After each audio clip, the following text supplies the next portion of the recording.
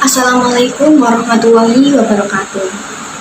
Yang kami hormati Ibu Dia Ratnawati selaku dosen pengampu mata kuliah pengantar bisnis program studi akuntansi kelas D013. Di sini kami dari kelompok 1 akan mempresentasikan bab 9 mengenai manajemen perusahaan. Izinkan saya untuk mengenalkan anggota kelompok 1. Eka Melina dengan NPM terakhir 145. Prakasa dan Suara dengan NPM terakhir 147. Alia Desmita dengan NPM terakhir 152. Afilita Fitri dengan NPM terakhir 158. Ulan Setiawardani dengan NPM terakhir 169.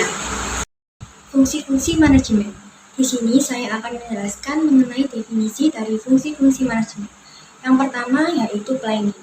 Planning atau perencanaan merupakan suatu proses untuk mengembangkan tujuan-tujuan perusahaan serta memilih serangkaian tindakan untuk mencapai tujuan-tujuan tersebut.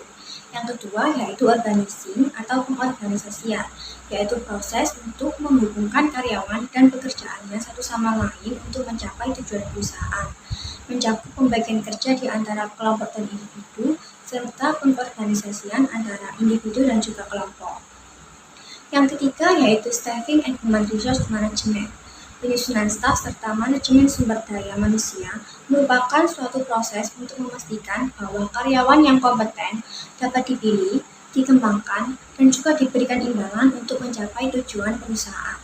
Yang keempat yaitu Leading and Interpersonal Influence. Memimpin serta pengaruh interpersonal merupakan suatu proses memotivasi individu, baik rekan kerja, atasan, bawahan, dan non-bawahan, atau kelompok agar mereka dapat membantu secara sukarela untuk mencapai tujuan perusahaan. Yang kelima yaitu controlling. Controlling atau yang biasa disebut dengan pengendalian merupakan suatu proses memastikan adanya kinerja yang efisien untuk mencapai tujuan-tujuan perusahaan. Penerapan fungsi manajemen.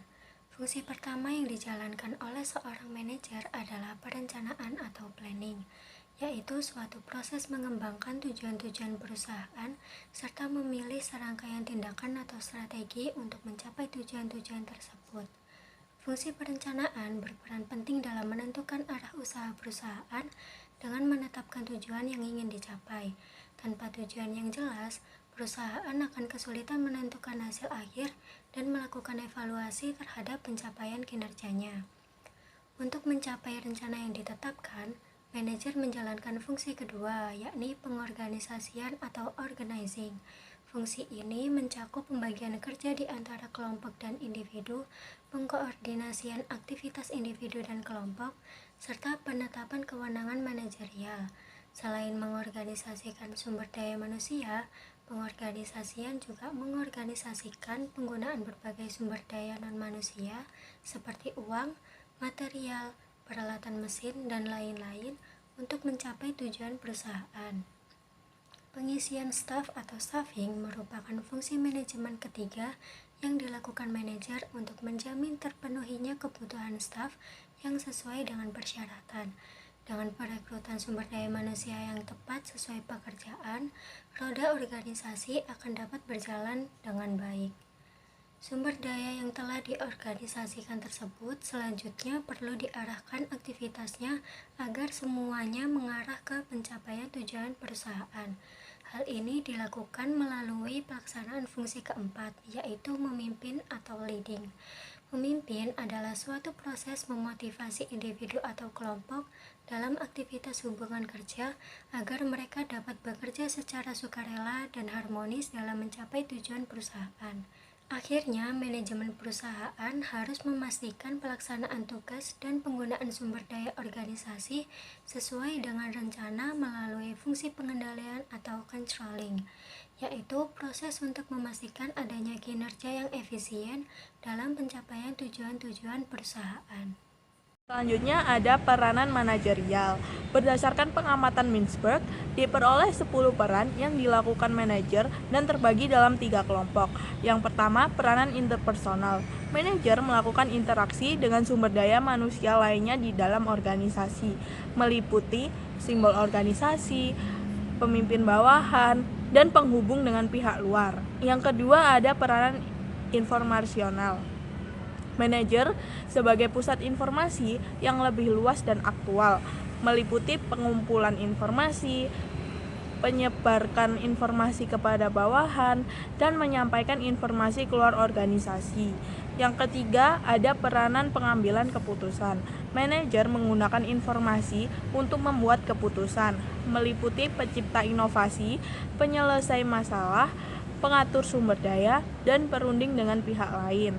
Lalu ada juga keahlian manajerial. Yang pertama ada keahlian teknis, yaitu keahlian yang berkaitan dengan bidang pekerjaan atau ilmu.